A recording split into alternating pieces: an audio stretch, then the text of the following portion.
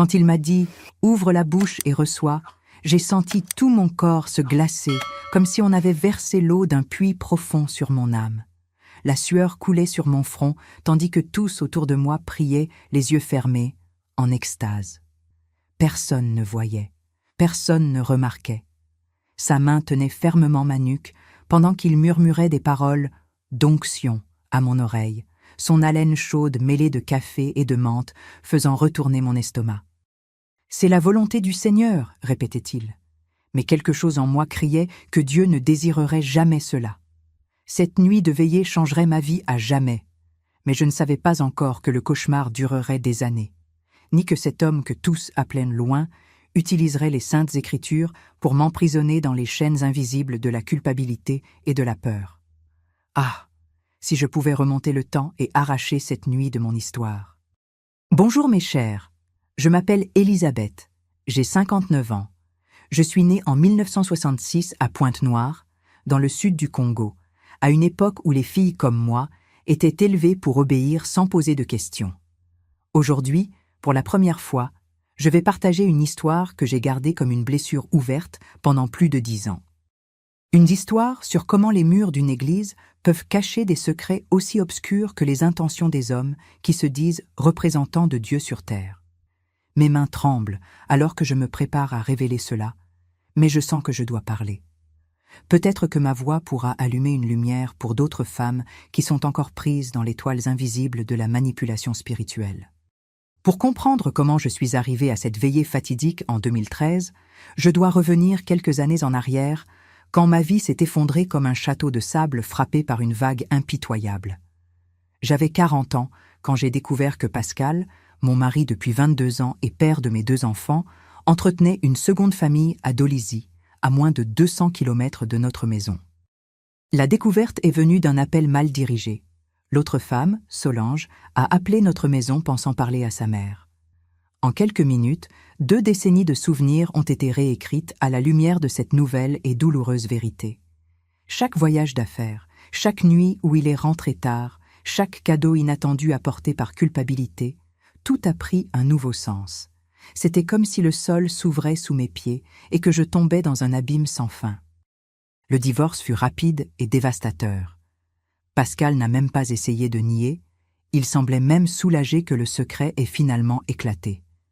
J'ai découvert qu'il avait 2 autres enfants avec Solange, l'aîné ayant 15 ans, ce qui signifiait que la trahison avait commencé juste après la naissance de notre première fille.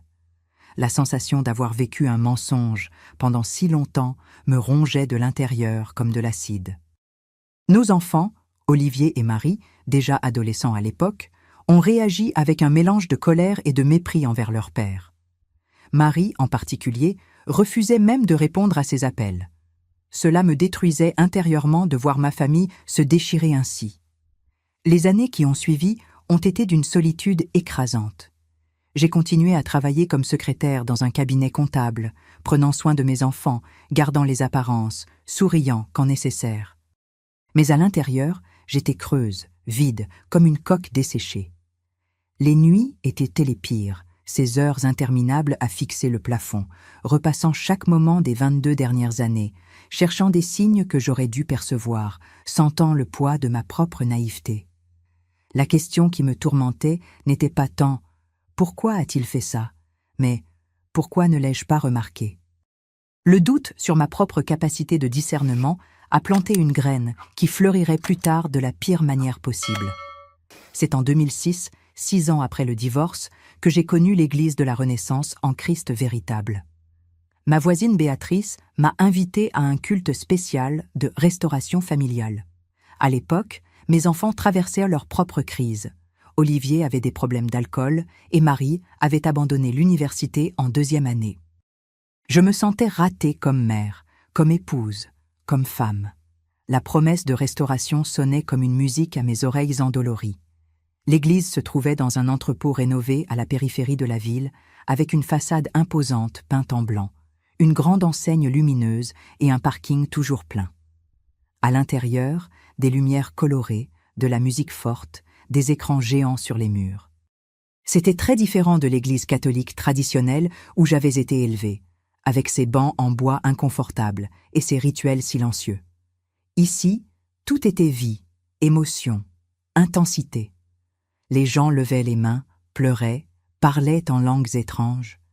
Il y avait une énergie palpable dans l'air, quelque chose qui semblait combler ce vide que je portais depuis des années. Et puis, il est apparu sur scène. Pasteur Gabriel Makosso. Grand, stature athlétique malgré la cinquantaine passée, cheveux grisonnants aux tempes qui lui donnaient un air de distinction, costume impeccable, une Bible à couverture en cuir dans les mains. Mais ce furent ses yeux qui me captivèrent dès le premier instant. Des yeux brun foncé, pénétrants, qui semblaient voir à travers vous, directement dans votre âme. Sa voix était profonde, résonnante, avec un léger accent du Nord qui rendait ses paroles encore plus mélodieuses. « Dieu restaure des familles brisées ce soir », proclama-t-il, et quelque chose en moi s'agita. Il y a une femme ici qui porte la douleur de la trahison depuis de nombreuses années. Le Seigneur me montre que vous vous blâmez, ma sœur, que vous vous demandez pourquoi vous n'avez pas vu les signes. Mais Dieu dit, ce n'était pas votre faute, et aujourd'hui est le jour de votre libération. Mes genoux ont faibli. Comment pouvait-il savoir?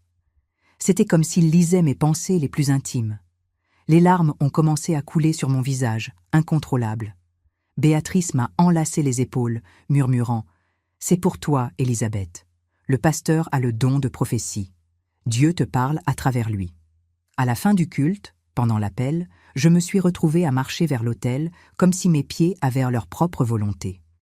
Des dizaines de personnes se bousculèrent devant, toutes voulant un moment avec le pasteur. Quand je suis finalement arrivée jusqu'à lui, ses mains ont saisi les miennes fermement, ses yeux fixés sur les miens. « Le Seigneur a un dessein pour vous, ma sœur, » dit-il, sa voix plus douce maintenant, presque intime, malgré les centaines de personnes autour. « Votre douleur n'a pas été vaine. Dieu va utiliser votre témoignage pour guérir d'autres femmes blessées. » Quelque chose en moi s'est brisé à ce moment, un barrage d'émotions contenues pendant des années. J'ai commencé à sangloter, là même, devant tout le monde. Il m'a prise dans ses bras, une étreinte forte, protectrice, paternelle. « Vous avez trouvé votre foyer spirituel, ma fille. Bienvenue dans la famille. » Je suis sortie de là en me sentant plus légère que je ne l'avais été depuis des années, comme si un poids avait été retiré de mes épaules. Comme si, finalement, après tant de temps à errer dans le désert, j'avais trouvé une oasis.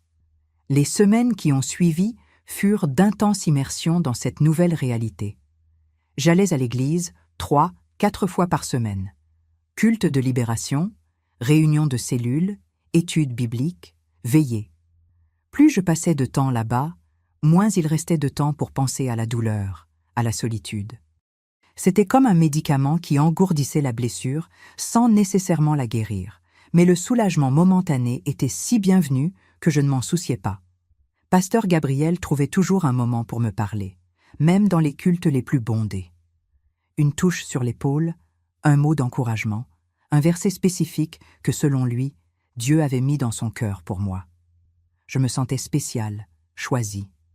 Son attention était comme un baume pour mon estime de soi brisée. Environ 3 mois après avoir commencé à fréquenter l'église, j'ai été invitée à une rencontre avec Dieu, une retraite spirituelle de 3 jours dans une ferme aux abords de la ville. C'était un événement exclusif, uniquement pour les membres sélectionnés par le pasteur lui-même. Tous ne sont pas prêts pour ce niveau d'intimité spirituelle, expliqua Jeanne, l'une des coordinatrices, en me remettant l'invitation.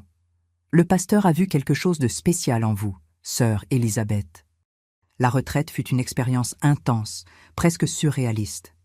Jeûnes, longues heures de prière et de louange, sessions de brisement où nous étions encouragés à exposer nos blessures les plus profondes, nos péchés les plus secrets. Tout se passait dans un environnement d'extrême émotivité, avec de la musique d'adoration jouant constamment, des gens pleurant, tremblants, tombant dans la puissance de l'esprit. Le sommeil était limité à quelques heures par nuit. Les repas étaient frugales, l'eau limitée. Le corps doit être soumis pour que l'esprit prévale, expliquait le pasteur. C'est dans cet état d'extrême vulnérabilité émotionnelle et physique que j'ai reçu l'appel à faire partie du ministère d'intercession, un groupe sélect d'environ 15 personnes qui se réunissaient une fois par mois pour une bataille spirituelle intense.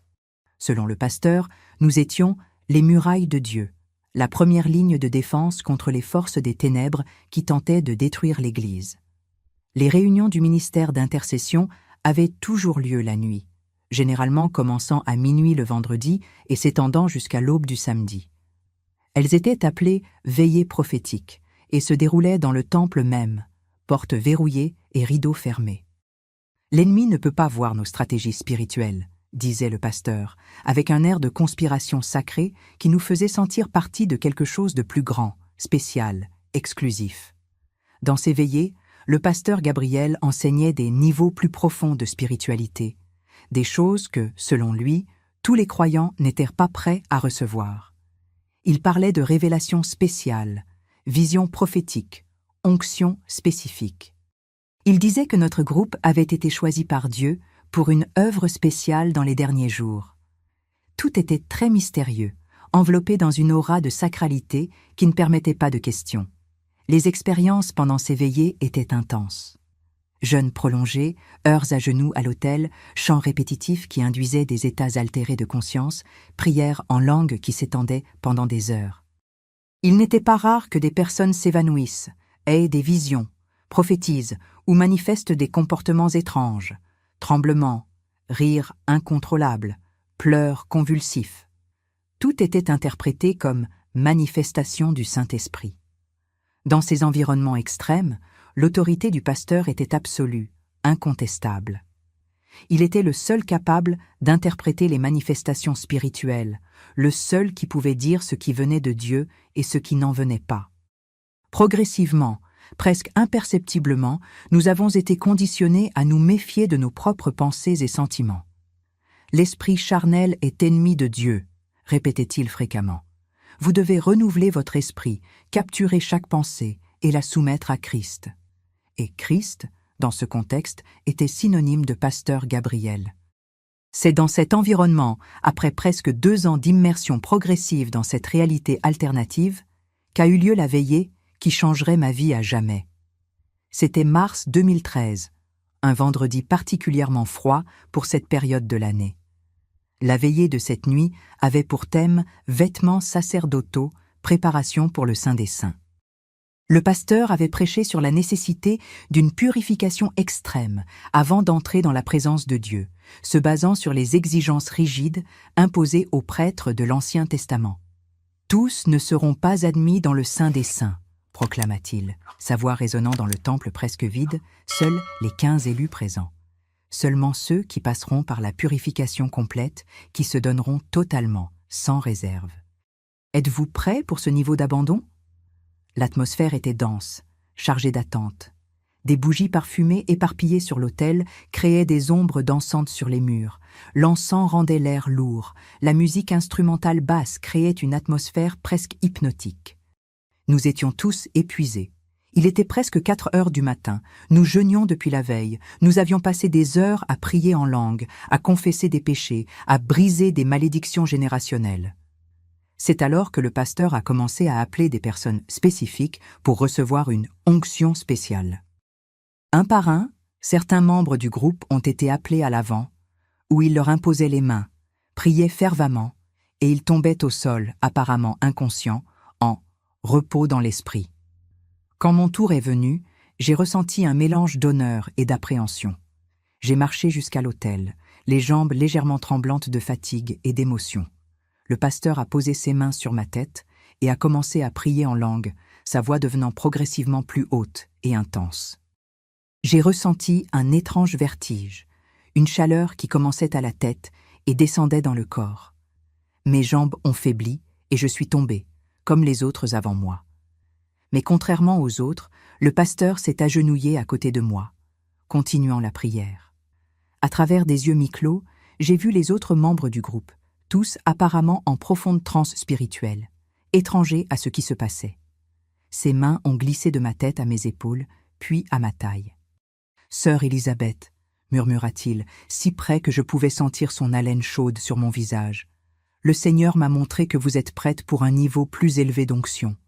Une onction que peu reçoivent. Acceptez-vous » Confuse, étourdie, conditionnée par des années à ne pas remettre en question son autorité spirituelle, j'ai légèrement acquiescé. Quand la veillée sera terminée, attendez que tous partent. J'ai une parole prophétique spécifique pour vous. Le reste de la veillée est passé comme un flou nébuleux. Mon esprit était divisé entre l'excitation spirituelle d'avoir été choisi pour quelque chose de spécial et une sensation inexplicable d'inconfort que j'ai tenté d'attribuer à la fatigue physique. Quand la rencontre a finalement pris fin, vers 6 heures du matin, les gens ont commencé à se dire au revoir, épuisés mais spirituellement renouvelés, comme ils le disaient toujours. Je suis resté derrière, comme ordonné, le cœur battant fort dans ma poitrine. Quelle serait cette onction spéciale? Quelle révélation Dieu aurait-il pour moi à travers le pasteur? Il y avait une part de moi, petite mais persistante, qui se sentait mal à l'aise. Quelque chose ne semblait pas juste. Mais j'ai étouffé cette voix. Après tout, qui étais-je pour remettre en question les voix de Dieu? Quand tout le monde est parti, le pasteur a verrouillé les portes du temple. « Allons dans mon bureau », dit-il, avec un sourire qui n'atteignait pas ses yeux. « Nous y aurons plus d'intimité pour ce que le Seigneur veut faire. » Son bureau se trouvait à l'arrière du temple, une petite salle mais confortable, avec un bureau en acajou, un fauteuil en cuir, un canapé pour les visiteurs et des étagères pleines de livres théologiques. Une seule fenêtre, couverte par un rideau lourd, laissait à peine entrer la lumière de l'aube. « Asseyez-vous » indiqua-t-il le canapé, s'asseyant à côté de moi, beaucoup plus près que la normale, nos genoux se touchant presque. Il ouvrit la Bible sur ses genoux, feuilletant jusqu'à trouver le passage qu'il cherchait. Écoutez ceci, sœur Élisabeth. 1 aux Corinthiens, chapitre 6, verset 19. « Ne savez-vous pas que votre corps est le temple du Saint-Esprit qui est en vous, que vous avez reçu de Dieu, et que vous ne vous appartenez point à vous-même » Il ferma la Bible lentement, ses yeux fixés sur les miens avec une intensité troublante. « Le Seigneur m'a montré que votre corps a besoin d'être consacré d'une manière spéciale. Vous avez gardé des domaines de votre vie qui n'ont pas encore été totalement livrés à Dieu. Des domaines de votre féminité, de votre sexualité. » J'ai senti mon visage brûler de honte et de confusion. De quoi parlait-il? Depuis mon divorce, il y a presque 13 ans, j'avais vécu dans un célibat complet, dévoué seulement à mes enfants et, ces dernières années, à l'Église. « Pasteur, je ne comprends pas. » Il posa un doigt sur mes lèvres, me faisant taire.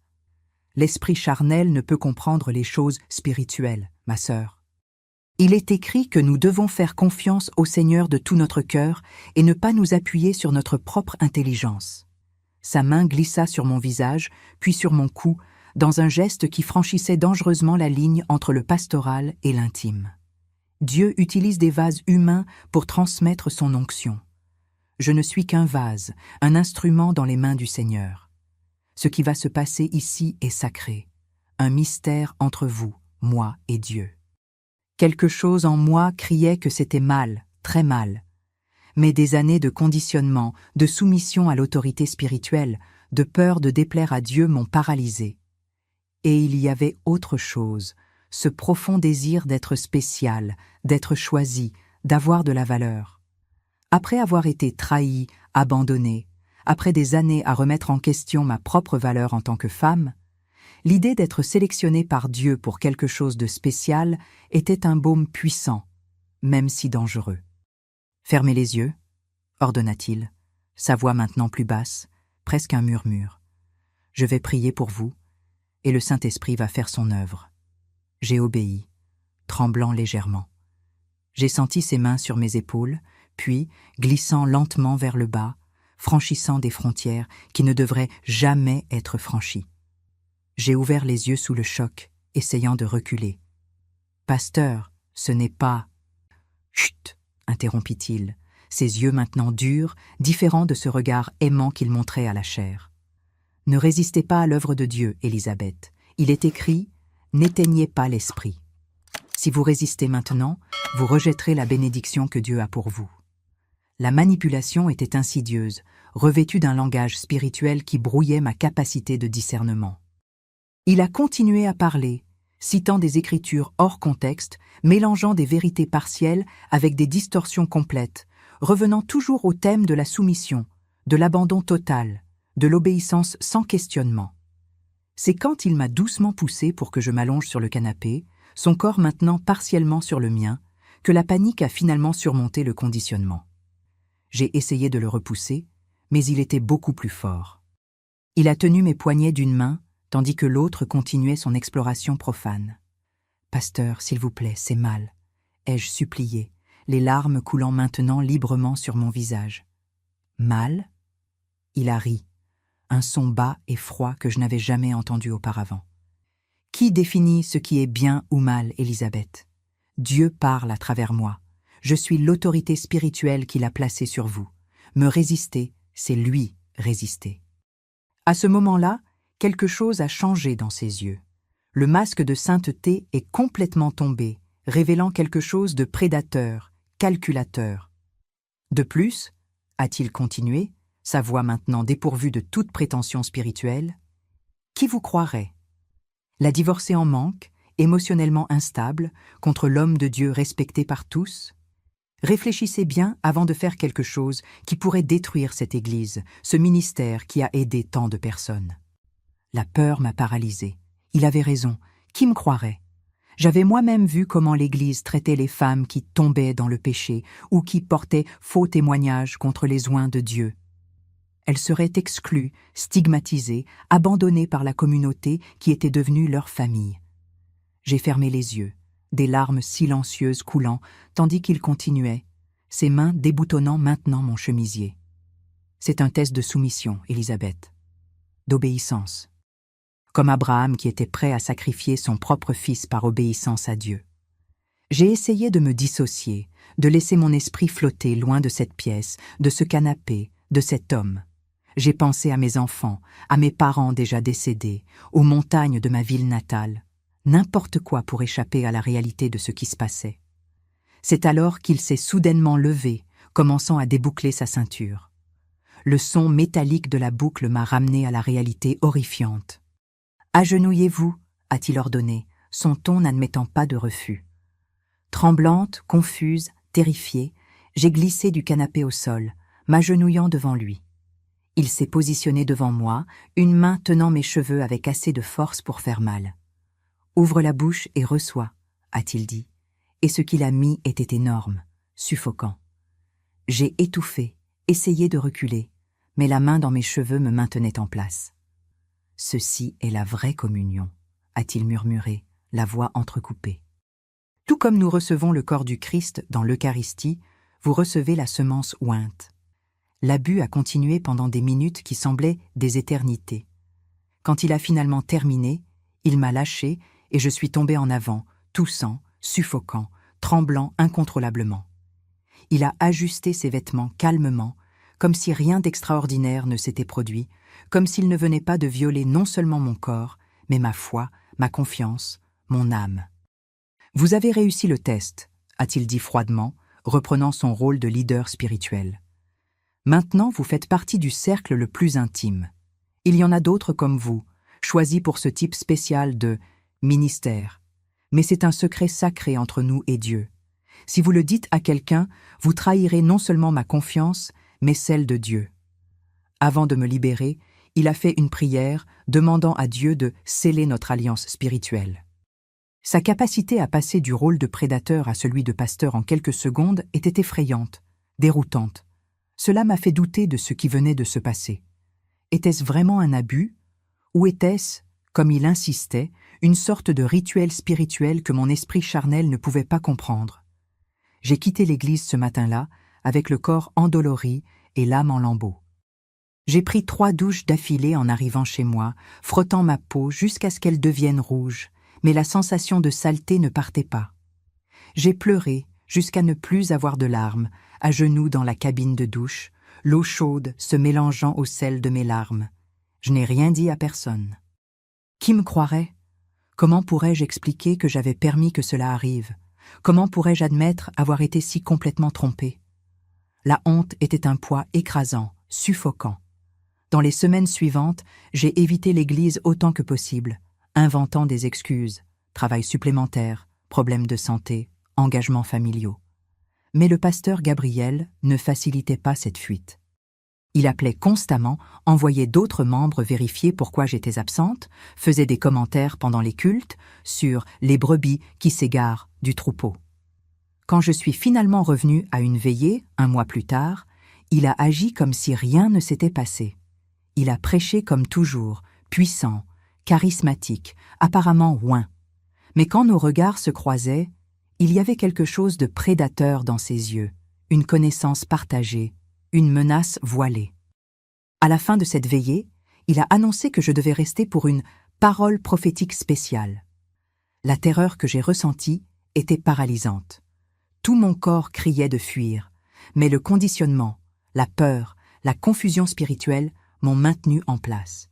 Et ainsi, quand tout le monde est parti, je me suis retrouvée une fois de plus dans son bureau, une fois de plus j'ai entendu les distorsions bibliques, une fois de plus j'ai été violée sous prétexte d'une onction spéciale. Ce modèle a continué pendant des mois. Je m'éloignais, il me ramenait. J'essayais d'éviter les situations privées, il créait des opportunités. Il utilisait la manipulation spirituelle, la peur, la culpabilité et, si nécessaire, des menaces voilées contre ma réputation et ma position dans la communauté. « Qui vous croirait, Élisabeth ?» était sa phrase préférée, murmurée à mon oreille, tandis qu'il me forçait à participer à des actes qui me donnaient la nausée rien qu'à y penser. Une femme divorcée, émotionnellement fragile, contre un homme de Dieu respecté par tous? Pensez aux conséquences pour vos enfants, pour votre réputation. L'isolement était presque complet. Ces dernières années, je m'étais éloignée d'anciens amis, de collègues de travail, même de membres de la famille qui ne fréquentaient pas l'Église. Mon monde s'était réduit à cette communauté, à ces personnes, à cet homme qui me maintenait maintenant dans une captivité spirituelle et émotionnelle. J'ai essayé de rationaliser ce qui se passait. Peut-être était-ce vraiment un test. Peut-être y avait-il un dessein spirituel que je ne pouvais pas comprendre avec mon esprit charnel. Ou peut-être, et cette pensée était la plus douloureuse, je le méritais d'une certaine façon.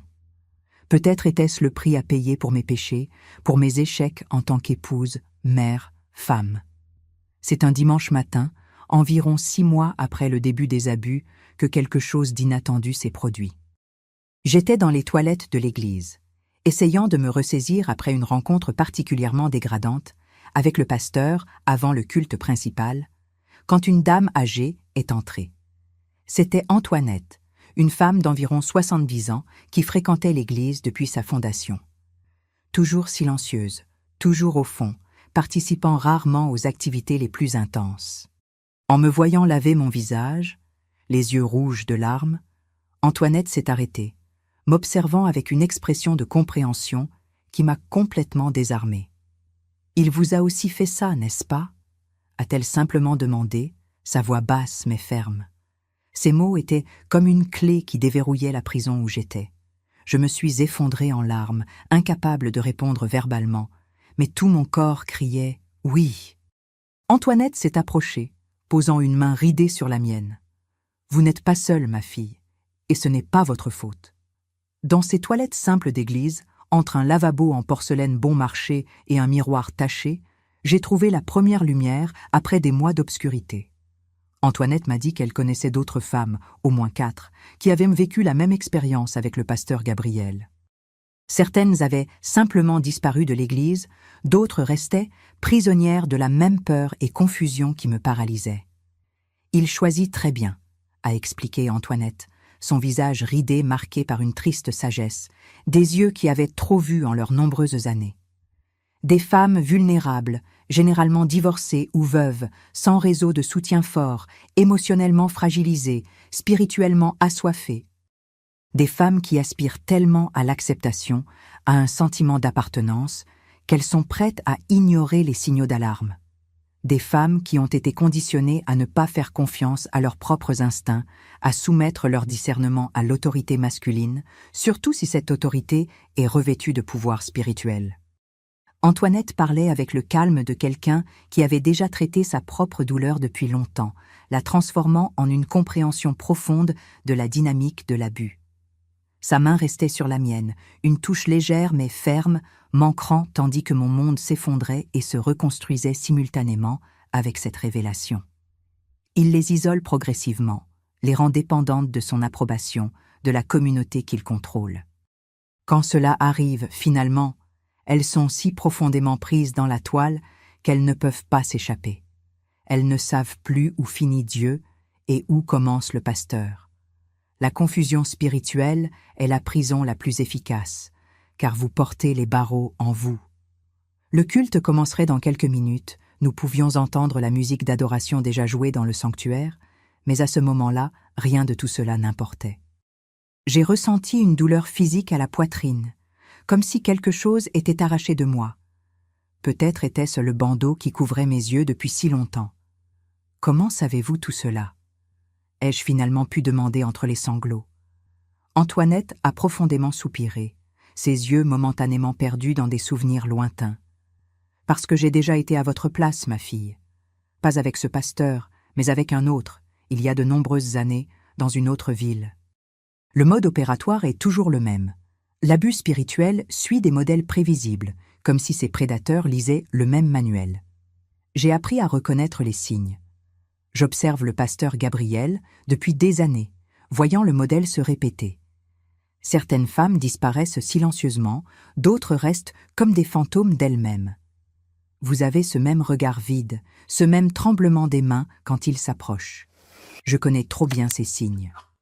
Elle a regardé l'horloge sur le mur des toilettes, un objet simple et fonctionnel qui semblait maintenant marquer une division dans ma vie, l'avant et l'après de cette conversation. Nous ne pouvons pas rester ici. Il va envoyer quelqu'un nous chercher. Retrouvez-moi demain, à 14h, à la cafétéria de la gare routière. C'est un lieu public, sûr. N'amenez que vous-même, rien d'autre. Elle a serré ma main une dernière fois avant de s'éloigner vers la porte. Et Elisabeth, vous n'êtes pas seule. Rappelez-vous cela. Je suis restée là, appuyée contre le lavabo, essayant de traiter ce qui venait de se passer. C'était comme se réveiller d'un cauchemar. Mais en même temps, c'était comme ouvrir les yeux sur un nouveau cauchemar, un dans lequel j'avais été non seulement victime, mais partie d'un modèle, une parmi tant d'autres. La honte que je ressentais a été momentanément surpassée par une colère naissante, encore faible, encore confuse, mais définitivement présente. Une colère non seulement dirigée vers le pasteur, mais vers moi-même, vers le système qui permettait de tels abus, vers la théologie déformée qui les justifiait. J'ai lavé mon visage une dernière fois, essayant d'effacer les traces de larmes, et je suis retournée au sanctuaire. Le culte avait déjà commencé, le pasteur Gabriel à la chaire, radieux dans son costume bleu marine, la Bible ouverte devant lui, prêchant avec ferveur sur « les loups déguisés en agneaux ». L'ironie était si absurde que j'ai presque ri. Je me suis assise au fond, loin des regards, mais je n'ai pas pu éviter que nos regards se croisent une fois. Pour la première fois, je n'ai pas détourné les yeux. Quelque chose dans mon expression a dû changer, car j'ai vu une ombre d'inquiétude passer sur son visage, rapidement remplacée par le sourire charismatique habituel. Dans ce bref moment de contact visuel, un message silencieux a été transmis. Quelque chose avait changé, et il l'avait remarqué. Le reste du culte a été un exercice de dissociation. Mon corps était là, se levait quand tout le monde se levait, s'asseyait quand tout le monde s'asseyait, mais mon esprit était à des kilomètres de là, traitant, analysant, revisitant chaque moment des dernières années sous une nouvelle lumière. Quand le pasteur a fait l'appel final, invitant les gens à venir à l'avant pour la prière, j'ai remarqué que ses yeux me cherchaient dans la foule. Je suis restée ferme à ma place, le premier petit acte de rébellion. À la fin du culte, je me suis rapidement mêlée à la foule qui sortait, évitant les ouvriers qui se positionnaient stratégiquement aux portes pour diriger des personnes spécifiques vers la salle de conseil, généralement à la demande du pasteur. Cette nuit-là a été d'insomnie totale. Allongée dans mon lit, fixant le plafond, j'ai revécu chaque moment, chaque interaction, chaque abus, maintenant sans le filtre de la manipulation spirituelle. La colère grandissait, mais aussi la peur. Qu'arriverait-il maintenant? Comment pourrais-je affronter non seulement le pasteur, mais toute la communauté qui l'idolâtrait? Comment expliquerais-je à mes enfants, à mes amis de l'Église? Et les autres femmes, qui étaient-elles? Souffrait-elle encore en silence, comme je l'avais fait si longtemps? Ces questions tourbillonnaient dans mon esprit comme un manège fou, empêchant toute possibilité de repos. Le lendemain matin a apporté une profonde exhaustion, mais aussi une clarté que je n'avais pas ressentie depuis des mois. En me préparant à rencontrer Antoinette, j'ai pris la décision consciente de ne pas assister au culte du soir. Un autre petit acte de libération. Mon téléphone a sonné plusieurs fois, des numéros que j'ai reconnus comme étant ceux de sœurs de l'Église, probablement envoyés par le pasteur pour vérifier mon absence. J'ai laissé sonner, sans répondre. Chaque sonnerie ignorée était comme une brique retirée du mur qui m'emprisonnait. La cafétéria de la gare routière était un lieu simple, fonctionnel, avec des tables en formica et des chaises en plastique, fréquentées principalement par des voyageurs en transit. Anonyme, impersonnel, l'endroit parfait pour le type de conversation qui nous attendait. Antoinette était déjà là quand je suis arrivée, assise dans un coin discret, 2 tasses de café fumant devant elle. « Ponctuelle !» a-t-elle légèrement souri. « J'ai toujours aimé cette qualité chez vous. » Je me suis assise, mes mains tremblant légèrement autour de la tasse chaude. Pendant quelques instants, nous sommes restés en silence, le brouhaha de la gare routière autour de nous, créant une bulle d'intimité au milieu du chaos. « Y en a-t-il d'autres ?» ai-je finalement demandé, ma voix basse mais ferme. « Combien ? Qui ?» Antoinette a pris une gorgée de son café avant de répondre, ses yeux ne quittant jamais les miens. « Je suis sûre d'au moins 4 femmes actuellement dans l'église, vous y compris. 2 autres sont parties l'année dernière, peut-être plus, que je n'ai pas pu identifier ou confirmer. » Elle a fait une pause, considérant soigneusement ses prochains mots.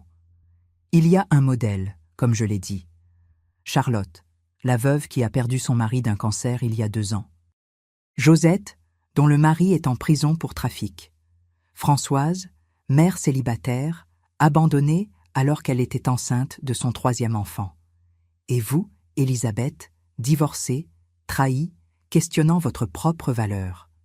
Toutes vulnérables, toutes ayant désespérément besoin de validation spirituelle, toutes progressivement isolées d'autres réseaux de soutien. Chaque nom était comme un coup physique, des femmes que je connaissais, avec qui je parlais au culte, avec qui je partageais des moments d'adoration. Des femmes qui, comme moi, portaient des secrets sombres et honteux, prises dans la même toile de manipulation et d'abus. Comment les avez-vous approchées? Comment en êtes-vous sûre? Antoinette a tristement souri. Observation attentive. Les mêmes signes que j'ai vus en vous, le regard distant, l'inconfort en sa présence, le changement progressif de personnalité, de vibrante et participative à renfermée et craintive, et dans certains cas, des confidences partagées dans des moments de faiblesse. Françoise a été la première à me chercher, il y a environ 1 an, avec des doutes sur si ce qui se passait était normal. Puis Charlotte, bien qu'elle n'ait jamais explicitement admis, a seulement pleuré quand j'ai demandé. Josette est plus récente, cela a commencé il y a quelques mois. J'ai senti une vague de nausées me frapper. Et personne ne fait rien, personne ne dénonce. La question est sortie plus amère que je ne le voulais. Antoinette n'a pas été offensée. Ses yeux montraient une compréhension profonde. Dénoncer à qui, Élisabeth? Au conseil de l'Église? Ce sont tous des hommes choisis soigneusement par le pasteur lui-même. Aux autorités? Sans preuve concrète, ce serait la parole de femmes émotionnellement instables contre celle d'un respecté leader religieux. Et même si quelqu'un croyait, le coût serait immense. L'exposition publique, l'humiliation, la perte de la communauté qui, malgré tout, est le seul soutien que beaucoup de ces femmes ont. La peur de l'ostracisme, de l'incrédulité, de la culpabilisation de la victime est paralysante. Elle n'avait pas tort. La perspective d'exposer tout publiquement, d'être questionnée, jugée, d'avoir chaque détail sordide discuté et analysé, était terrifiante. Et il y avait encore la question spirituelle, la confusion sur ce qui était de Dieu et ce qui ne l'était pas, la peur de commettre le péché de toucher à loin du Seigneur, comme le pasteur avertissait fréquemment. Alors, que faisons-nous? Continuons-nous en silence pendant qu'il continue d'abuser de femmes vulnérables? La question est sortie chargée d'une colère qui m'a surprise moi-même, une émotion forte et claire qui coupait à travers le brouillard de confusion des derniers mois. Antoinette m'a étudié pendant un long moment, comme si elle évaluait quelque chose en moi. Ce que nous faisons dépend de ce que vous êtes prête à risquer, Elisabeth. Parce qu'affronter ce type de situation a toujours un coût. La question est, êtes-vous prête à le payer? Cette question a plané entre nous, lourde, provocatrice. J'ai regardé par la fenêtre de la cafétéria, observant le mouvement des gens allant et venant, des vies en transit, des destinations inconnues. J'ai pensé à mes enfants, aux amis que j'avais faits à l'église, au sentiment de but que cette communauté m'avait donné dans les années après mon divorce. J'ai pensé aux autres femmes, noms et visages, qui prenaient maintenant de nouvelles significations. Et j'ai pensé au pasteur Gabriel, à son sourire charismatique, à ses mains qui bénissaient depuis la chair et violaient en privé, à sa voix qui proclamait des vérités divines en public et murmurait des obscénités dans son bureau. Oui, ai-je finalement répondu, me surprenant moi-même par la fermeté de ma voix. Je suis prête. Antoinette a acquiescé, une expression d'approbation sur son visage ridé. Alors la première étape est de vous réunir toutes. La force du nombre, la compréhension partagée. Vous devez voir que vous n'êtes pas seule, que vous n'êtes pas folle, que ce qui est arrivé n'était pas de votre faute. Elle a sorti un petit carnet de son sac et a rapidement écrit quelque chose. Voici mon adresse. Samedi prochain, à 15h. J'inviterai les autres. C'est une maison simple, mais sûre. Mon mari sera en voyage. Nous aurons une totale intimité. J'ai hésité avant de prendre le papier. C'était un pas concret, une action réelle qui me sortirait des limbes de la victimisation et me placerait sur le chemin de l'action. C'était effrayant, mais aussi libérateur. Je serai là, ai-je promis, gardant soigneusement le papier dans mon sac. Et merci, Antoinette, pour avoir vu ce que je ne pouvais pas voir moi-même. Les jours précédant ce samedi furent un exercice d'évitement et de dissimulation. Le pasteur a appelé plusieurs fois, laissé des messages inquiets, envoyé des sœurs chez moi pour vérifier mon état spirituel. J'ai inventé une maladie, une forte grippe qui m'empêchait d'assister au culte, promettant de revenir dès que j'irais mieux. Chaque mensonge me faisait sentir physiquement malade, mais aussi plus forte. Chaque refus était une petite victoire sur le contrôle qu'il avait exercé si longtemps. Ce n'était pas facile. Il y avait des moments de doute, de peur paralysante, de questionnement sur si je n'exagérais pas, n'imaginais pas des choses, n'étais pas injuste. La manipulation avait été si profonde, si efficace, que même maintenant, consciente d'elle, je luttais encore contre ses effets. Quand le samedi est finalement arrivé, je me suis dirigée vers la maison d'Antoinette avec le cœur battant fort contre mes côtes. C'était une résidence simple dans un quartier résidentiel tranquille, un petit jardin devant, des rideaux en dentelle aux fenêtres. Rien qui attire l'attention, rien qui suggère qu'à l'intérieur de ces murs était sur le point de se produire quelque chose qui changerait à jamais de nombreuses vies. J'ai respiré profondément avant de frapper à la porte, me sentant comme si j'étais sur le point de traverser un portail vers une autre dimension. Et d'une certaine manière, c'était le cas. Antoinette a répondu promptement, son visage s'ouvrant en un sourire sincèrement accueillant. « Elisabeth, je suis contente que vous soyez venue. Les autres sont déjà là. » Je l'ai suivie dans le salon, un environnement chaleureux, avec de vieux meubles bien entretenus, des photos de famille au mur, l'odeur de café frais et de biscuits maison dans l'air. Et elles étaient là, 3 femmes assises dans un silence chargé de tension et d'attente. Charlotte, une dame d'environ 60 ans, cheveux gris toujours impeccablement arrangés, mains qui ne cessèrent de trembler autour de sa tasse de café. Josette, grande et mince, un peu plus de 50 ans, des yeux qui avaient trop vu, des cicatrices émotionnelles visibles dans chaque ligne d'expression de son visage. Et Françoise, la plus jeune, pas plus de 35 ans, 3 petits-enfants, des cernes profondes sous des yeux qui un jour ont dû être vifs. Il y a eu un moment de reconnaissance mutuelle, de compréhension silencieuse qui transcendait les mots. Nous nous connaissions de l'Église, avions parlé superficiellement après les cultes, participé aux mêmes activités. Mais jamais comme ceci, jamais avec cette nouvelle conscience partagée, cette terrible vérité qui nous unissait maintenant plus profondément que n'importe quelle expérience religieuse ne le pourrait. Asseyez-vous, s'il vous plaît. Antoinette nous a guidés, me servant du café, tandis que je prenais place dans un fauteuil proche des autres. Avant de commencer, je veux que vous sachiez que c'est une maison sûre. Ce qui est dit ici reste ici. Il n'y a pas de jugement, pas d'obligation. Nous sommes ici pour partager, pour comprendre, pour décider ensemble de la prochaine étape. Le silence qui a suivi était lourd, chargé d'histoires non racontées, de honte, de douleur. Qui parlerait en premier? Qui aurait le courage de verbaliser l'horreur que nous avions toutes vécue? C'est Françoise qui a finalement rompu le silence, sa voix tremblant initialement, gagnant en fermeté à mesure que les mots coulaient. « Ça a commencé il y a 1 an et demi pour moi », a-t-elle dit, regardant fixement la tasse dans ses mains. Après une veillée, il a dit que Dieu m'avait choisi pour un ministère spécial. Il a dit que mes enfants seraient bénis si j'étais obéissante. Ses mains ont serré la tasse si fort que j'ai pensé qu'elle pourrait la briser. Je l'ai cru, ou peut-être que je voulais le croire. J'étais si désespérée, si seule, élevant 3 enfants sans aide, l'Église était mon seul refuge.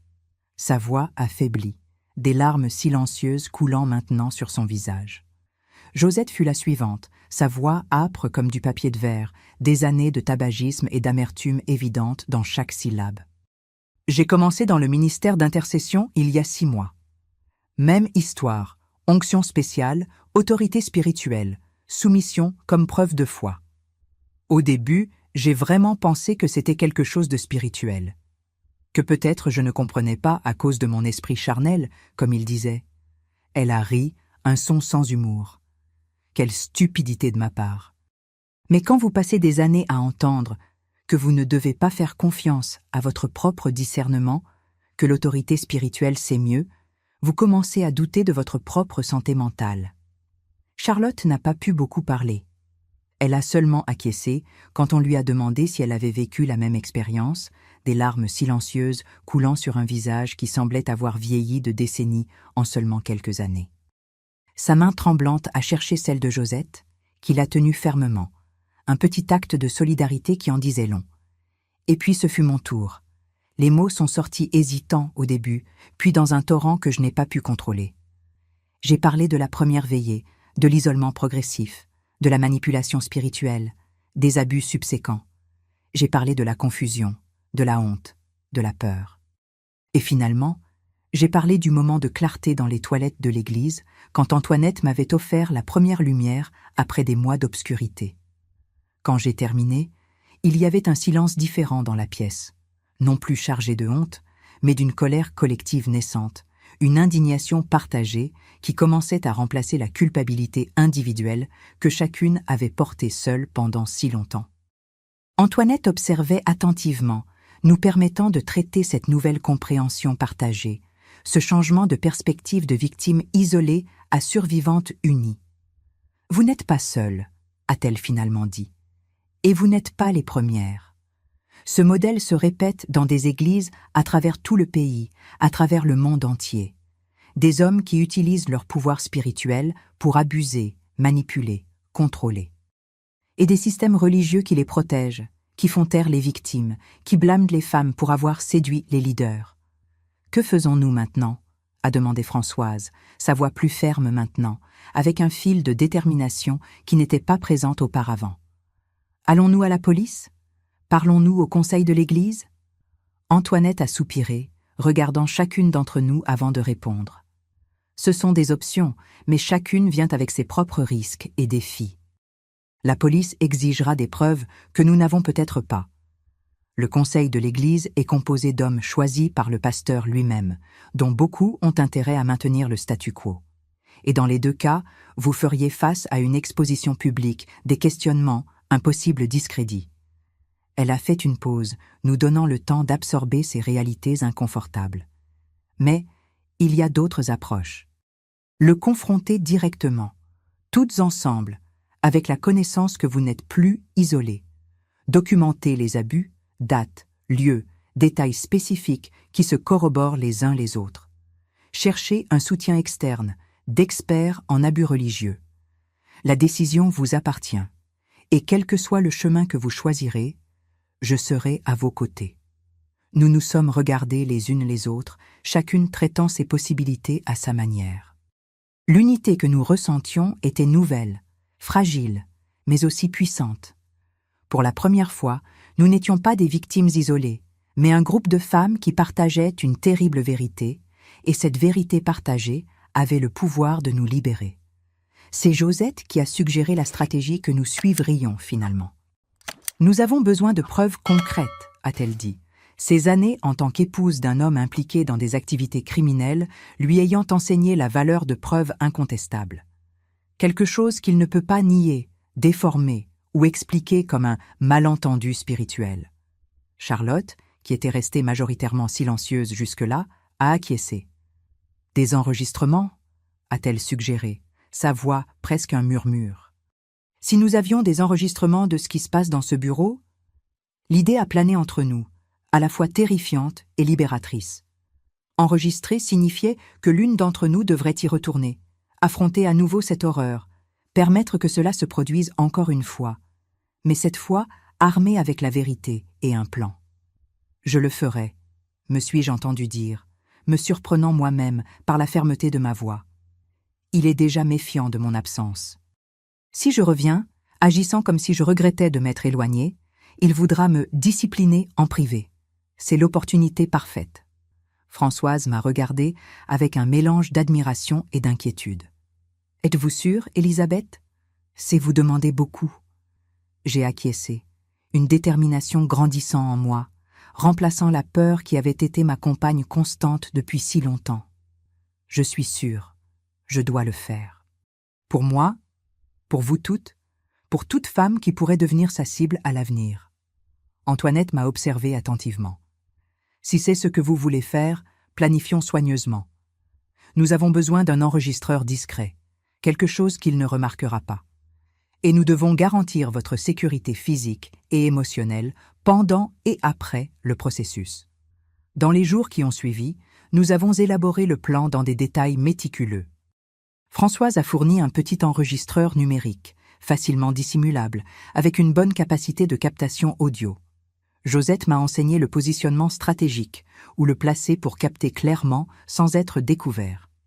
Charlotte, une ancienne infirmière, m'a donné des conseils sur des techniques de respiration et de centrage pour rester calme durant ce qui serait, sans doute, une expérience traumatisante. Et Antoinette a offert sagesse, soutien émotionnel et la promesse d'être là pour m'attendre immédiatement après, pour m'aider à traiter quoi qu'il arrive. La stratégie était simple.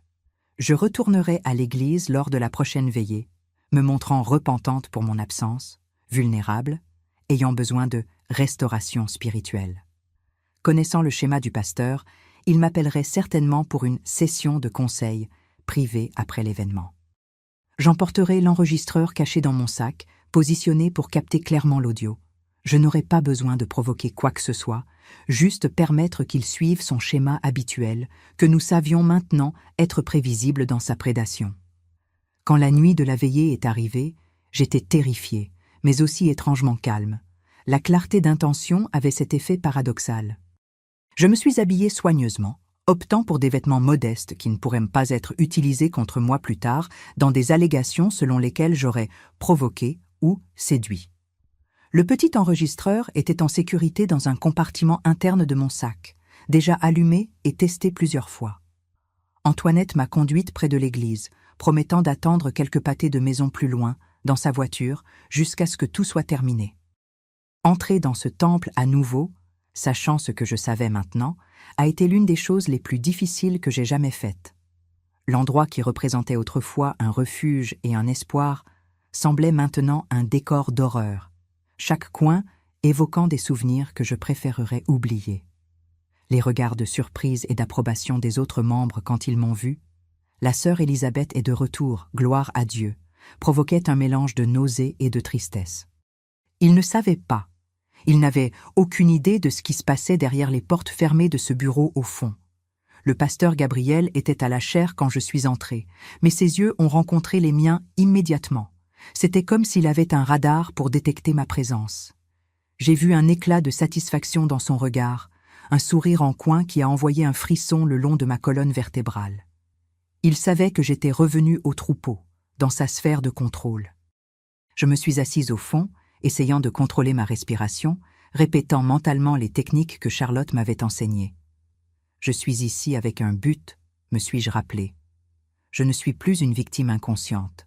Je suis en contrôle maintenant. La veillée a suivi son schéma habituel. Musique forte, prière fervente, prédication émotive, manifestation spirituelle. Le pasteur a parlé de brebis égarées et de la joie au ciel quand un pécheur se repent, regardant significativement dans ma direction plusieurs fois. La manipulation était si évidente maintenant que je me demandais comment je ne l'avais pas perçue avant. Quand l'événement s'est finalement terminé, vers 3 heures du matin, il a fait l'annonce que j'attendais. « Sœur Élisabeth, pourriez-vous rester un moment? J'aimerais prier avec vous en privé. » Plusieurs membres m'ont regardé avec envie. Le pasteur dédiait rarement du temps individuel après les veillées, c'était un signe de faveur spéciale. S'il savait, j'ai acquiescé avec une humilité feinte, baissant les yeux comme je savais qu'il s'y attendait. Pendant que les autres partaient, certains m'embrassant, me souhaitant la bienvenue pour mon retour sur le chemin, j'ai ressenti un mélange de pitié et de colère. Pitié pour leur innocence, pour leur foi authentique manipulée. Colère pour un système qui permettait qu'un tel abus se produise sous le manteau de la spiritualité. Quand le dernier membre est parti et que les portes ont été verrouillées, le pasteur s'est approché, ce sourire qui me semblait autrefois accueillant et qui maintenant me causait de la répulsion. « Élisabeth, Élisabeth, a-t-il dit, secouant la tête comme un père déçu. Vous nous avez inquiétés avec votre absence. L'ennemi a presque réussi à vous arracher du troupeau, n'est-ce pas? J'ai gardé les yeux baissés, jouant le rôle de la brebis repentante. Pardon, pasteur. J'ai traversé une période de confusion, de doute.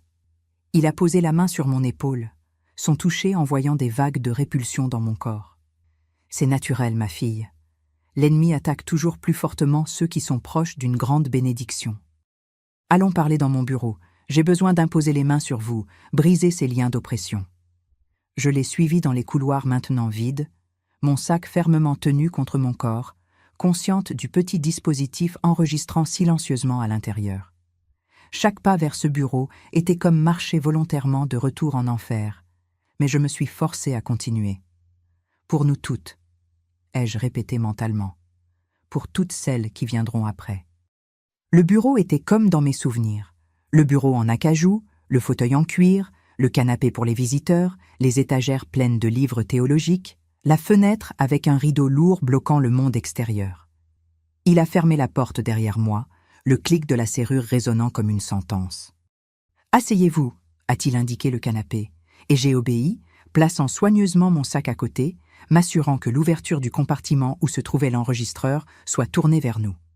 Il ne s'est pas assis immédiatement, préférant rester debout, une position de dominance physique que je reconnaissais maintenant comme partie de sa technique d'intimidation. « Élisabeth, Élisabeth » a-t-il répété, secouant la tête. « Que s'est-il passé? Pourquoi vous êtes-vous éloignée ainsi, sans explication? C'est de la rébellion, et la Bible dit que la rébellion est comme le péché de sorcellerie. » J'ai baissé la tête, feignant la honte. « Pardon, pasteur. J'ai eu des doutes, de la confusion. L'ennemi a mis des pensées dans mon esprit. Il s'est alors approché, s'asseyant à côté de moi sur le canapé, trop près, son genou touchant délibérément le mien. Quel genre de pensée, Élisabeth? Confessez, pour que nous puissions traiter adéquatement. Son ton était gentil, pastoral, mais ses yeux avaient cet éclat prédateur que je reconnaissais maintenant si bien. J'ai avalé difficilement, gardant le regard baissé, jouant mon rôle. Des pensées sur ce qui se passe dans ce bureau, pasteur, si c'est vraiment de la volonté de Dieu. J'ai senti sa posture changer immédiatement, se raidir. Sa main s'est posée lourdement sur mon genou, serrant avec assez de force pour faire mal. Remettez-vous en question l'autorité spirituelle que Dieu a placée sur vous, ma sœur? Doutez-vous des Écritures qui disent « Obéissez à vos conducteurs et soyez-leur soumises » Sa voix avait perdu toute prétention de gentillesse, révélant la dureté qui était toujours sous la surface charismatique. « Non, pasteur », ai-je murmuré, détestant la soumission dans ma voix, mais sachant qu'elle était nécessaire pour le plan. J'ai besoin de mieux comprendre, pour pouvoir obéir avec un cœur sincère. Il s'est légèrement détendu, sa main montant de quelques centimètres sur ma cuisse, un mouvement calculé pour me rappeler sa domination physique. C'est pourquoi nous sommes ici, Élisabeth. Pour que vous compreniez, pour que vous receviez l'onction complète, sans réserve. Il s'est levé brusquement, se dirigeant vers son bureau où il a ouvert un tiroir et sorti une petite bouteille. « Huile d'onction », a-t-il expliqué, retournant au canapé, spécialement consacrée pour des moments comme celui-ci. Mon estomac s'est retourné en reconnaissant la cérémonie qui allait commencer. J'avais déjà vécu cela auparavant. Le huile d'onction n'était que le prélude à des abus de plus en plus graves.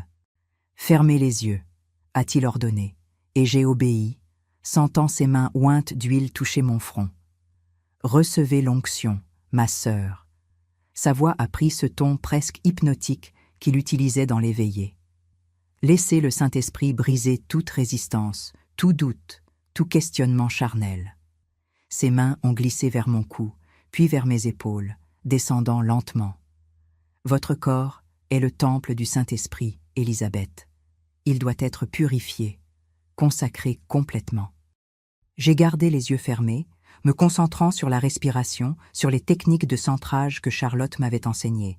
Je devais supporter quelques minutes de plus, m'assurer que l'enregistreur capte suffisamment pour que ce soit indéniable, sans équivoque. Ses mains continuaient leur chemin descendant, franchissant maintenant des frontières qu'aucun pasteur ne devrait jamais franchir avec un membre de sa congrégation.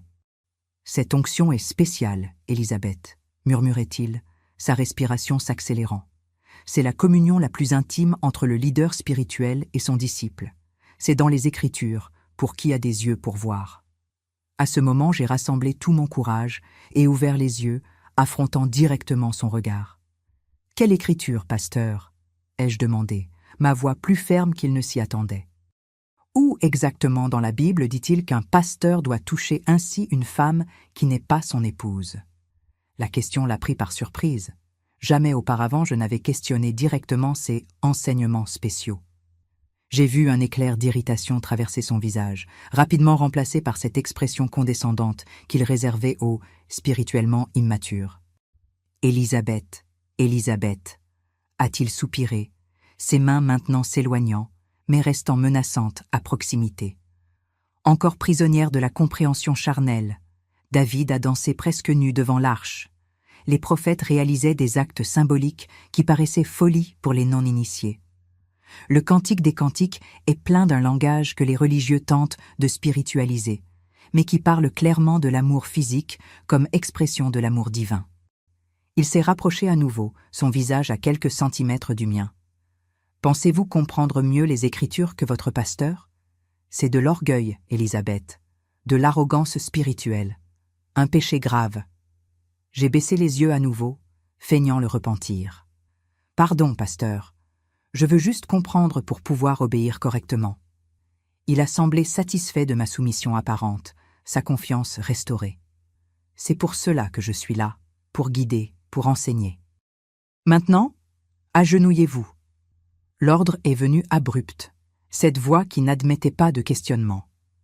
J'ai tremblé involontairement, sachant ce qui allait suivre. J'ai glissé lentement du canapé au sol, m'agenouillant devant lui, tandis qu'il se levait, imposant. Ses mains sont allées à sa ceinture, le son métallique de la boucle envoyant des vagues de nausée dans mon corps. « Ouvre la bouche et reçois », a-t-il ordonné, exactement comme il l'avait fait tant de fois auparavant, exactement les mots que j'avais besoin que l'enregistreur capte. Ce qu'il a mis dans ma bouche était énorme, suffocant, et j'ai lutté contre l'envie de fuir, de vomir, de crier. « Ceci est la communion sacrée », murmurait-il, sa voix entrecoupée. « Tout comme nous recevons le corps du Christ, vous recevez la semence ointe, l'essence de l'autorité spirituelle. » J'ai fermé les yeux, me dissociant autant que possible, me concentrant sur le but plus grand derrière ce dernier sacrifice. « Pour nous toutes », ai-je répété mentalement, comme un mantra. « Pour la dernière fois, plus jamais. » Quand c'est finalement terminé, des minutes qui semblaient, des heures plus tard, il s'est éloigné, ajustant ses vêtements avec la désinvolture de quelqu'un qui vient d'accomplir un acte banal, et non une violation odieuse. « Maintenant vous êtes purifiée, Élisabeth. La rébellion a été brisée, l'onction restaurée. Sa voix avait repris ce ton pastoral, comme s'il pouvait simplement basculer entre prédateur et pasteur avec un interrupteur. « J'espère vous voir au culte demain. Sans absence cette fois, compris ? Dieu n'apprécie pas l'inconstance. » J'ai acquiescé silencieusement, toujours à genoux, espérant qu'il ne remarquerait pas le tremblement incontrôlable de mes mains, tandis que j'attrapais mon sac. L'enregistreur fonctionnait encore, captant chaque mot, chaque son. « Puis-je partir maintenant, pasteur ?» ai-je demandé, parvenant à peine à garder ma voix stable. Il a fait un geste magnanime, comme un roi congédiant un sujet. « Allez en paix, ma sœur, et rappelez-vous, ce qui se passe dans ce bureau est un mystère sacré entre nous et Dieu. Certaines personnes ne comprendraient pas, jugeraient avec des esprits charnels ce qui est purement spirituel. » Je suis sorti de ce bureau comme un automate, mes mouvements mécaniques, déconnectés. Le temple était vide, silencieux, les premières lumières du matin commençant à s'infiltrer par les fenêtres.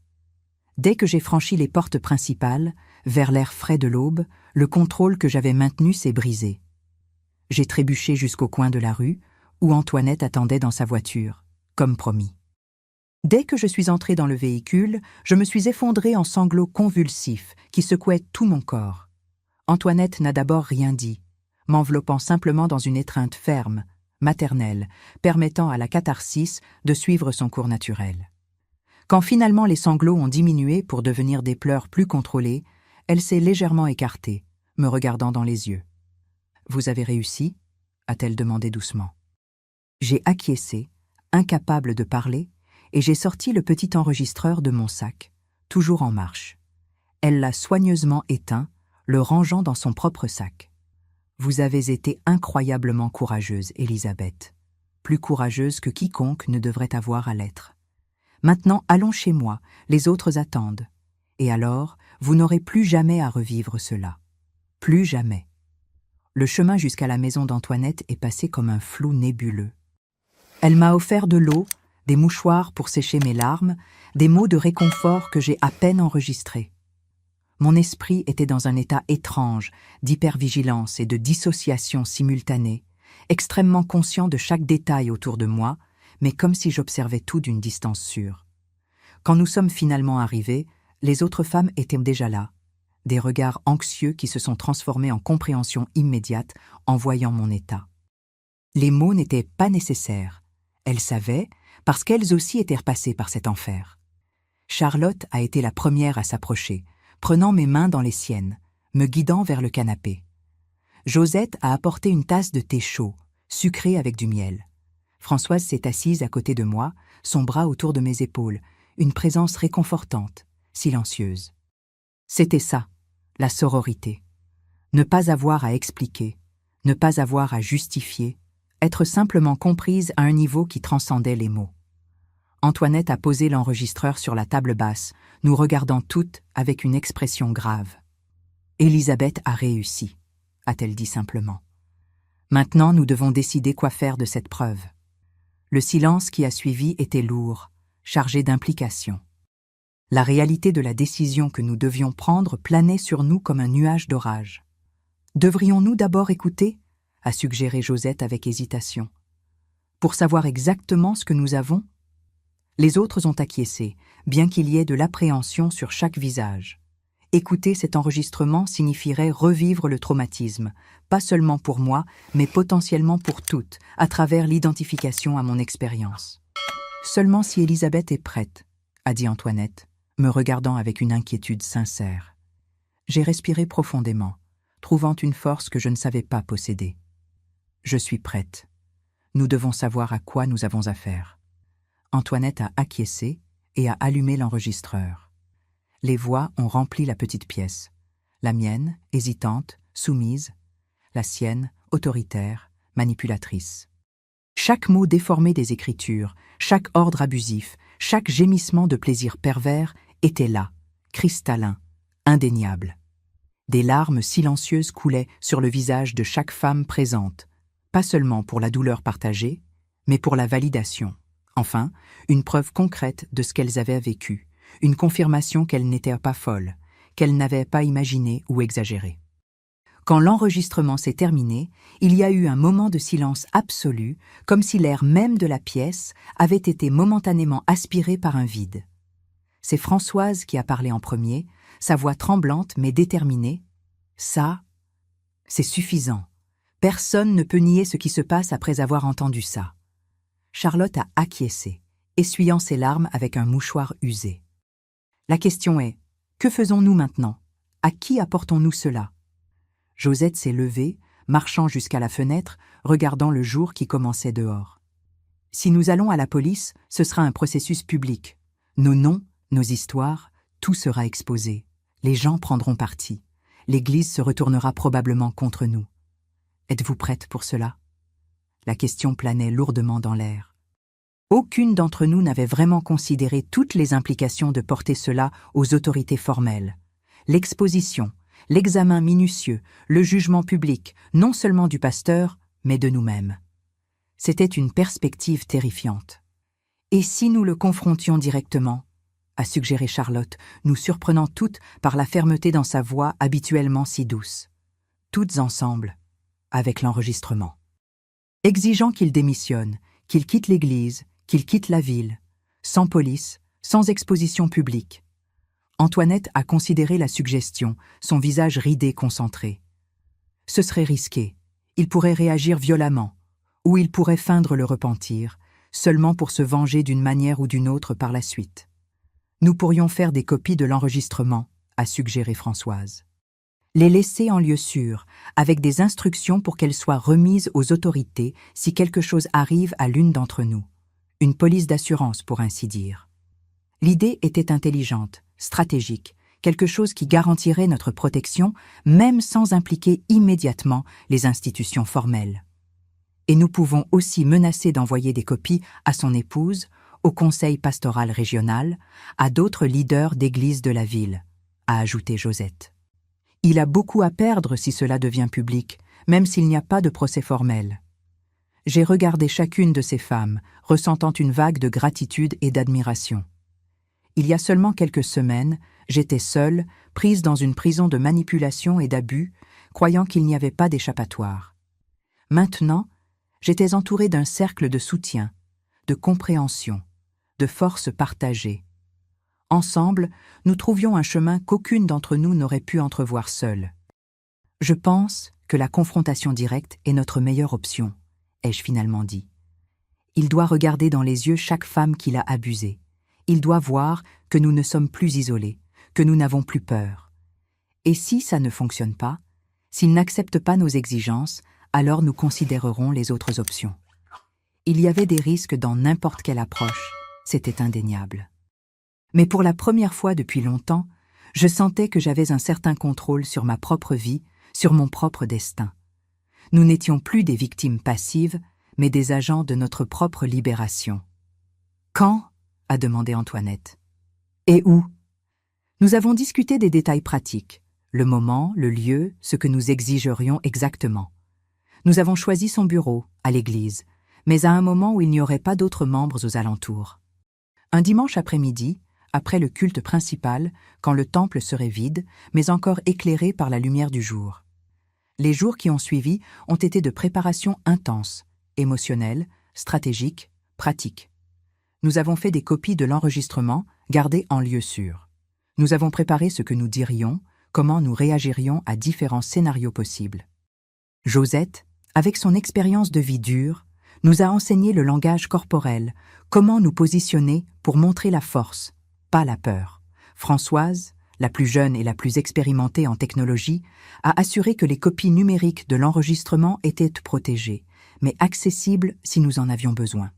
Charlotte, avec sa nature calme et méthodique, nous a aidés à organiser nos histoires, à identifier des modèles communs qui renforceraient notre position. Et Antoinette, avec sa sagesse de décennies, nous a maintenus ancrés, concentrés, unis. Quand le dimanche marqué est finalement arrivé, j'ai ressenti un calme étrange. La peur était toujours là, bien sûr, il aurait été insensé de ne pas avoir peur de confronter un prédateur sur son propre territoire. Mais c'était une peur différente maintenant, non paralysante, non écrasante. C'était plus comme l'adrénaline avant une bataille importante, une énergie qui pouvait être canalisée, utilisée.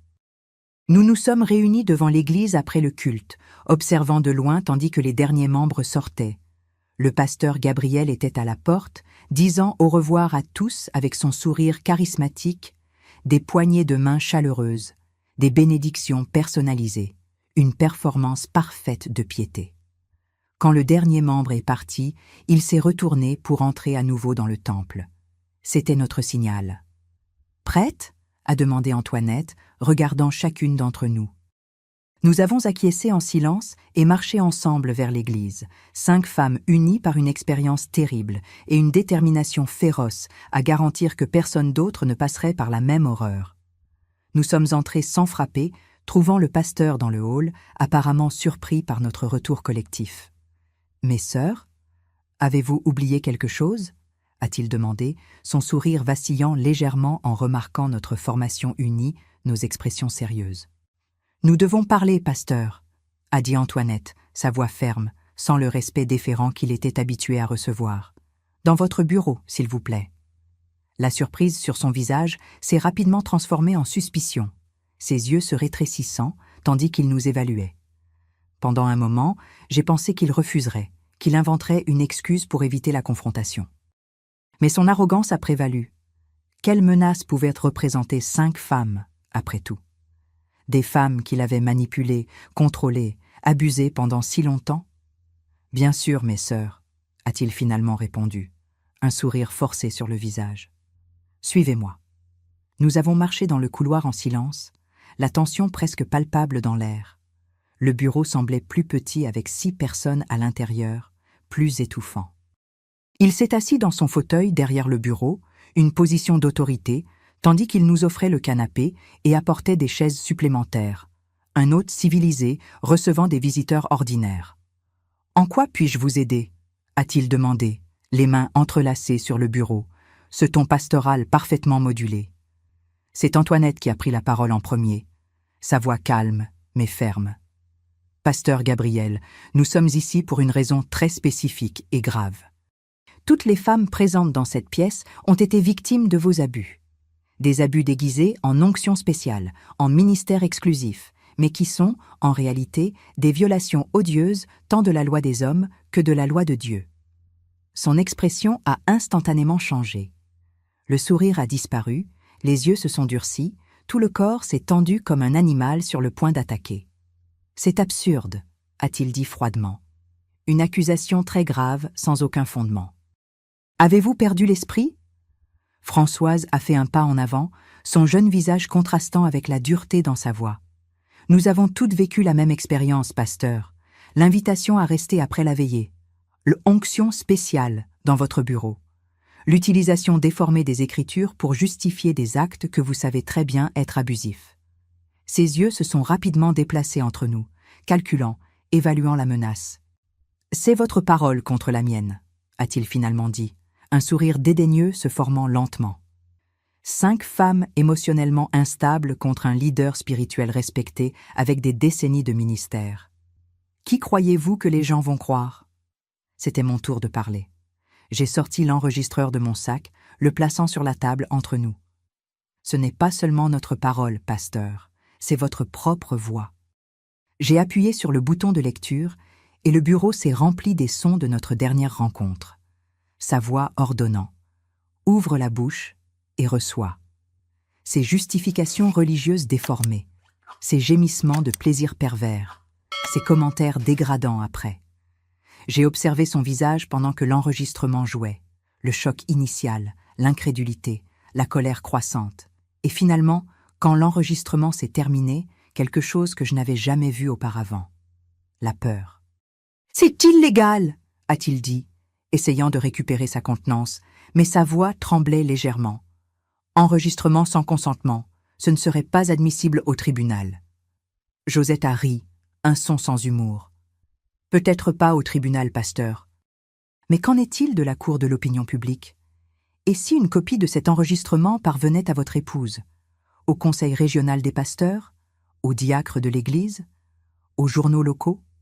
Chaque question était comme une flèche précise, frappant exactement là où ça faisait le plus mal. Sa réputation, sa position d'autorité, son contrôle soigneusement construit. Le silence qui a suivi était dense, chargé. Il nous fixait avec une haine pure qu'il ne se souciait plus de cacher sous un masque de sainteté. C'étaient les yeux d'un prédateur acculé, dangereux précisément parce qu'il n'avait plus rien à perdre. « Que voulez-vous » a-t-il finalement demandé, chaque mot prononcé comme s'il était arraché de force. Charlotte, qui était restée silencieuse jusque-là, a répondu d'une voix douce mais ferme. « Nous voulons que vous démissionniez, immédiatement, que vous quittiez cette ville. Que vous ne dirigiez plus jamais une église ou n'ayez une position d'autorité spirituelle sur des femmes vulnérables. » Il a ri, un son amer, dédaigneux. « Et vous pensez pouvoir me forcer à cela ? Que vous pouvez simplement détruire des décennies de ministère avec un enregistrement obtenu illégalement ?» Antoinette s'est penchée en avant, ses yeux fixés sur les siens. « Nous ne détruisons pas votre ministère, pasteur. Vous l'avez fait vous-même, au moment où vous avez décidé d'utiliser votre position d'autorité pour abuser de femmes vulnérables. Et oui, nous pouvons vous y forcer. Nous avons des copies de cet enregistrement en lieu sûr, avec des instructions pour qu'elles soient divulguées si l'une d'entre nous subit une forme de représailles. Vous n'avez aucune idée de qui vous avez affaire, a-t-il dit, sa voix basse, menaçante. J'ai des connexions, du pouvoir dans cette ville. Je peux faire de vos vies un enfer. Françoise s'est approchée de la table, sa jeunesse en étrange contraste avec la sagesse dans ses paroles. Et vous n'avez aucune idée du pouvoir des femmes qui n'ont plus rien à perdre, pasteur. Du pouvoir de la vérité, quand elle vient enfin à la lumière, après tant de temps dans l'obscurité. Nous sommes préparés à toute conséquence. La question est, l'êtes-vous ? L'impasse a duré plusieurs minutes, aucun des côtés ne voulant céder, l'air dans le petit bureau de plus en plus dense avec une tension non résolue. Finalement, quelque chose a semblé changer dans son regard, une décision prise, un calcul froid, coût-bénéfice. 2 semaines, a-t-il dit, enfin. J'ai besoin de 2 semaines pour organiser mon départ, d'une manière qui n'éveille pas les soupçons. Pour annoncer que j'ai reçu un appel missionnaire, pour une autre région, pour transférer les responsabilités de l'Église. Nous nous sommes regardés, évaluant cette offre. 1 semaine, a contre-proposé Antoinette. Et nous voulons votre lettre de démission écrite et signée aujourd'hui même, adressée au Conseil des diacres, citant des raisons personnelles et de santé. Il a hésité, clairement pas habitué à négocier en position de désavantage, surtout avec des femmes qu'il considérait comme inférieures. 1 semaine, a-t-il finalement accepté, les dents pratiquement serrées. Et je veux toutes les copies de cet enregistrement détruites quand je quitterai la ville. Les copies resteront où elles sont, a dit Josette fermement, comme garantie que vous maintiendrez votre part de l'accord et comme protection pour nous. Si nous apprenons que vous vous êtes établi dans une autre église, dans une autre communauté, pour continuer vos abus, l'enregistrement sera envoyé aux autorités de cet endroit. Il nous regardait avec une haine viscérale maintenant, toute prétention de spiritualité complètement abandonnée. « Vous allez regretter cela, » a-t-il dit, sa voix presque un grognement. « Vous empêchez l'œuvre de Dieu à cause de vos esprits charnels, vos interprétations limitées. »« Non, pasteur, » a répondu Charlotte, avec un courage qui m'a surprise venant de quelqu'un habituellement si timide. « Nous protégeons l'œuvre de Dieu de quelqu'un qui la déforme pour ses propres fins perverses. Il y a une différence fondamentale. » Nous nous sommes alors levés, comme si sur un signal convenu, nos missions accomplies, nos positions établies. Avant de sortir, Antoinette s'est tournée une dernière fois vers lui. « Nous vous observerons, pasteur. Chaque mouvement, chaque déclaration. Et si vous tentez quoi que ce soit contre l'une d'entre nous, l'enregistrement ne sera que le début de ce qui viendra à la lumière. Il y a d'autres victimes dans d'autres églises où vous êtes passés. Croyez-moi, nous avons fait nos recherches. Cette dernière déclaration était un bluff. Nous n'avions pas de preuves concrètes d'abus dans d'autres congrégations, bien que nous le soupçonnions fortement basé sur des modèles de comportement. Mais par l'éclair de peur qui a traversé ses yeux, le bluff a fonctionné. Il savait qu'il y en avait d'autres, ailleurs, et la perspective qu'elles puissent toutes s'unir, partager leurs histoires, était clairement son pire cauchemar. Nous sommes sortis de ce bureau non pas comme nous étions entrés. non pas comme des victimes confrontant leur agresseur, mais comme des femmes qui avaient repris leur pouvoir, leur voix, leur action. L'air à l'extérieur semblait plus doux, plus propre, comme si nous avions émergé non seulement d'un bâtiment, mais d'une prison métaphorique qui nous avait maintenus captives pendant si longtemps. « Nous avons réussi », a murmuré Françoise, des larmes de soulagement commençant à couler sur son jeune visage. « Nous avons vraiment réussi. »« Ce n'est pas encore fini », a averti Josette, toujours pragmatique. « Il est encore ici, il a encore du pouvoir. Nous devons rester vigilantes jusqu'à ce qu'il soit vraiment parti. » Elle avait raison, bien sûr. La bataille avait été gagnée, mais la guerre n'était pas encore tout à fait terminée. Il y aurait encore des jours difficiles à venir. La nécessité de maintenir notre résolution, de résister aux inévitables tentatives de sa part de nous diviser, de manipuler d'autres contre nous. « Nous resterons unis », a dit Antoinette fermement.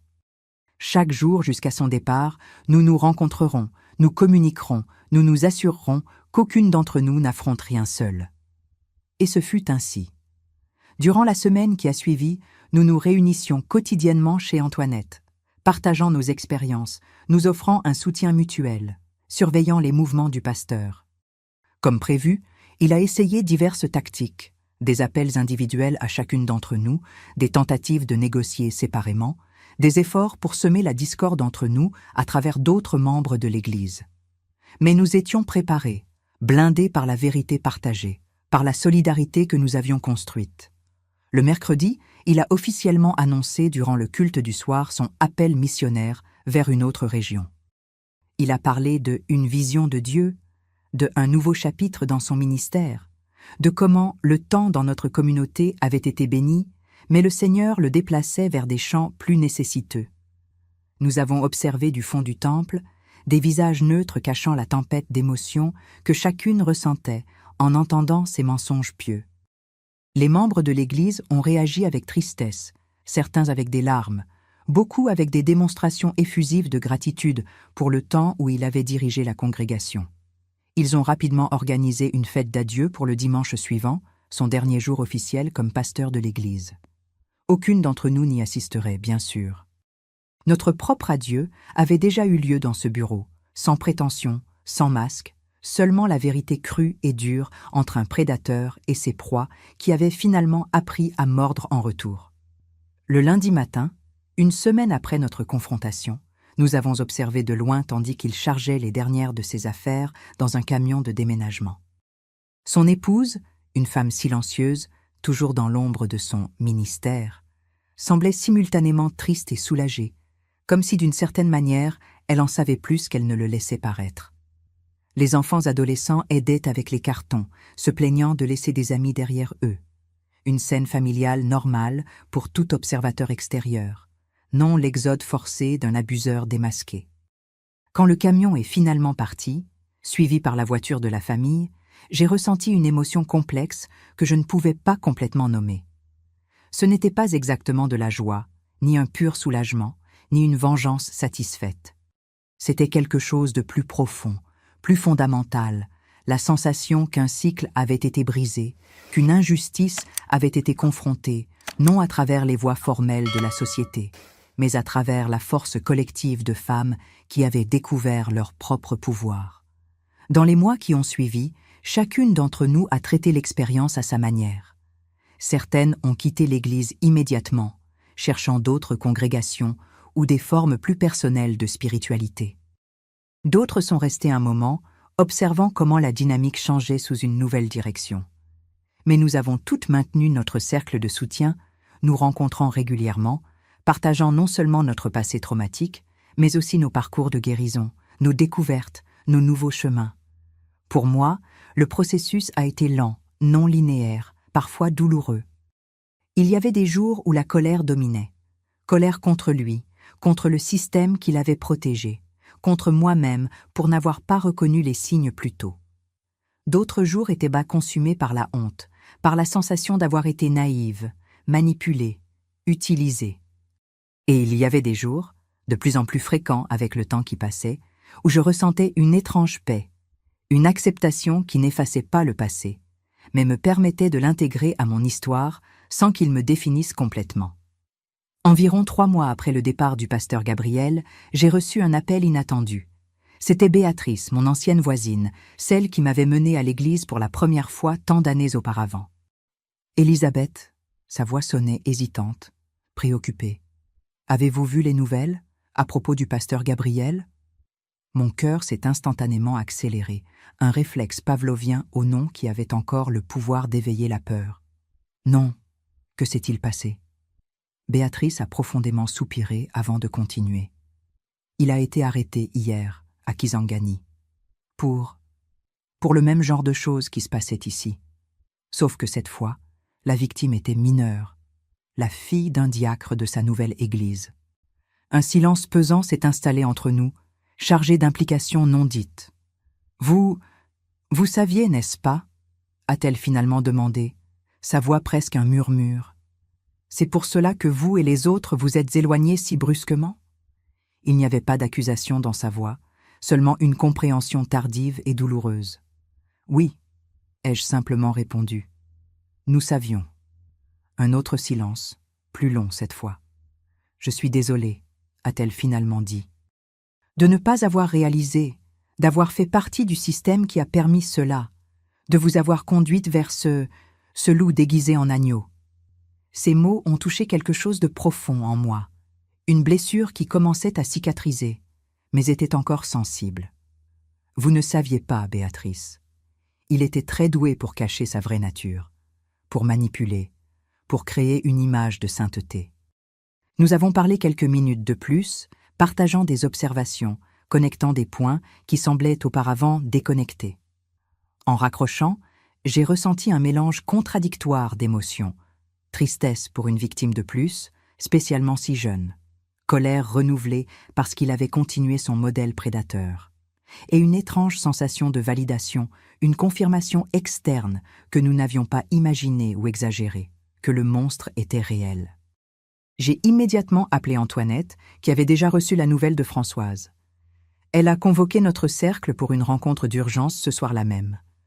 Quand nous étions toutes réunies dans son salon confortable, l'air était chargé d'émotions conflictuelles. « Nous aurions dû aller à la police », a dit Josette, son ton accusateur dirigé non pas vers nous, mais vers elle-même. « Nous aurions pu empêcher cela, protéger cette fille. » Charlotte a placé une main réconfortante sur son bras. « Nous ne pouvons pas nous blâmer, Josette. Nous avons fait ce que nous croyions être juste à ce moment-là, avec les informations et le soutien que nous avions. Et nous pouvons encore faire quelque chose maintenant, a ajouté Françoise, son esprit pratique cherchant toujours des solutions concrètes. Nous pouvons contacter la famille à Kisangani, offrir notre soutien, nos témoignages, pour renforcer l'affaire contre lui. La suggestion a généré une discussion animée, les pour et les contre de notre implication, les risques d'exposition publique, les conséquences possibles pour nos propres parcours de guérison. À la fin, nous avons décidé que chacune ferait ce qu'elle sentait être juste individuellement, sans pression du groupe.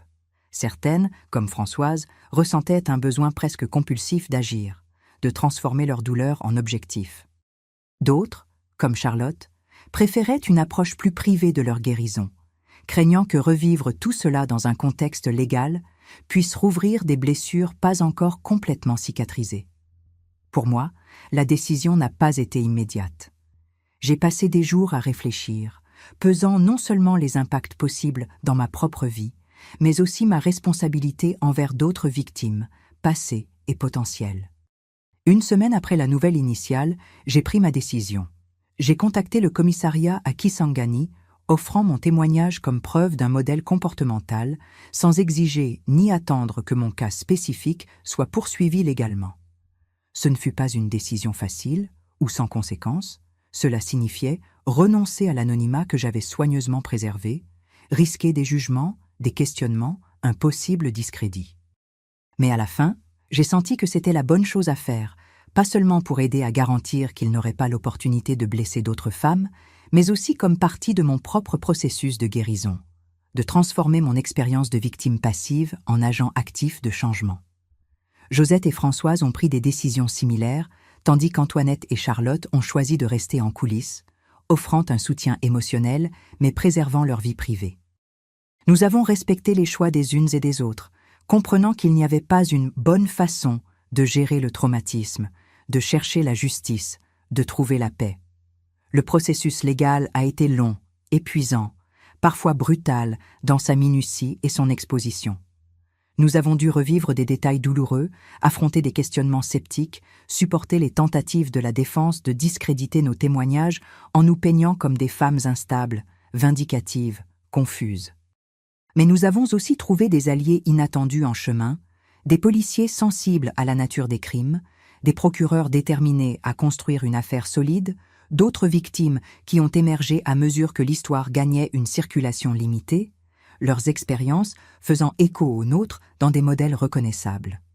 Le pasteur Gabriel a finalement été condamné, non pour nos cas, qui étaient prescrits ou manquaient de preuves suffisantes au-delà de nos témoignages, mais pour le cas de la mineure à Kisangani, soutenue par le modèle comportemental que nos récits ont aidé à établir. La sentence n'a pas apporté la sensation de triomphe que j'aurais peut-être imaginée. Au lieu de cela, j'ai ressenti quelque chose de plus complexe, plus nuancé, une tristesse pour la destruction causée par un homme qui aurait dû protéger et guider, une satisfaction contenue pour un système imparfait qui, au moins cette fois, a fonctionné pour protéger de futures victimes, une acceptation que la justice humaine, même quand elle est atteinte, est toujours incomplète, jamais capable de restaurer complètement ce qui a été perdu. Les années qui ont suivi ont été de reconstruction, de redécouverte, de redéfinition. À 53 ans, je me suis retrouvée confrontée à des questions fondamentales que j'avais évitées pendant des décennies. Qui étais-je au-delà des rôles que j'avais joués? En quoi croyais-je vraiment, sans l'influence de voix externes autoritaires? Quelle spiritualité avait du sens pour moi, libre des distorsions et manipulations que j'avais expérimentées? Ce n'étaient pas des questions faciles. Et les réponses ne sont pas venues d'un coup, mais graduellement, à travers des lectures, des conversations, des moments de silence et d'introspection. Mon cercle de soutien, ces 4 femmes qui avaient partagé un parcours si intense avec moi, a continué d'être fondamental dans ce processus. Nous nous rencontrions régulièrement, non plus seulement comme survivantes d'un traumatisme partagé, mais comme amies, confidentes, témoins de l'évolution les unes des autres. Françoise est retournée étudier, obtenant un diplôme en psychologie avec une spécialisation en traumatisme religieux. Josette a trouvé la paix dans une spiritualité plus centrée sur la nature, passant des heures à cultiver un jardin qui est devenu son sanctuaire personnel. Charlotte, après des années comme veuve solitaire, a surpris tout le monde en commençant une nouvelle relation, trouvant l'amour à 65 ans avec un professeur retraité qui respectait son histoire et son processus.